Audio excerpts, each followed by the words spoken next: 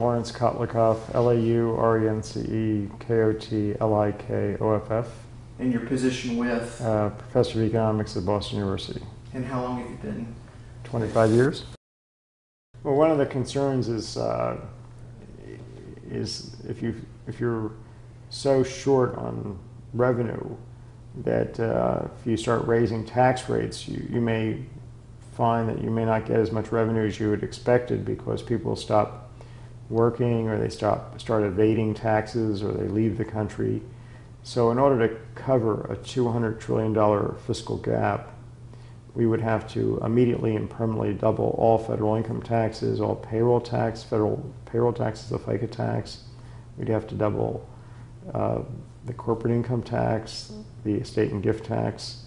So all the taxes the federal government collects from now till really the end of time, we would have to double that entire path of taxes, and clearly that may require more than doubling tax rates, because people may respond by not, as I said, working or evading, and it may be that collecting twice the amount of taxes that we'd otherwise be collecting is just not feasible. It comes to a point where the tax rates get so high that people actually just start working in the underground economy. They don't pay the taxes, and the government just can't do it. It's infeasible. So what we really need to do is cut spending, because we can't cover this problem with tax hikes. The tax hikes that are required are just too big. And we have to focus particularly on the health expenditures, which have been growing more or less exponentially for decades now. So I'm talking here about Medicare and Medicaid expenditures. We also have this new health exchange that's coming along that President Obama helped legislate. So, but if you look just at Medicare and Medicaid, the level of benefits per recipient has grown much more rapidly than income per capita in the country.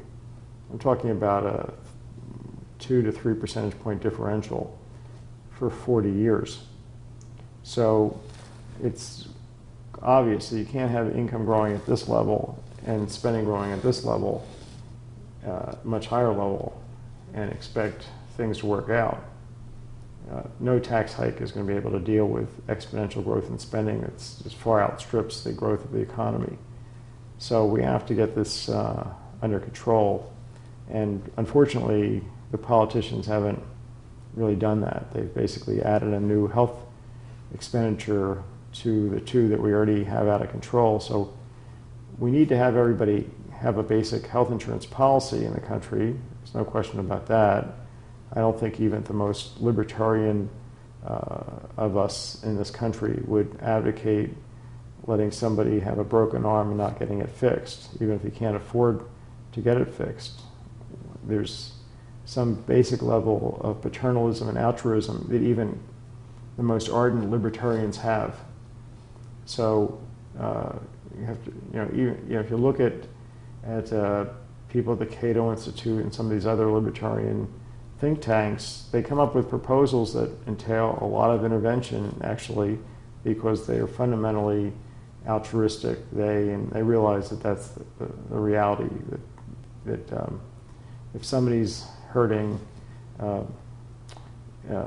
and maybe it's their own fault, you have to give them some help. You don't want to put them in a situation where they start taking advantage of you, but if they really have gotten hit by a truck, you have to help them out.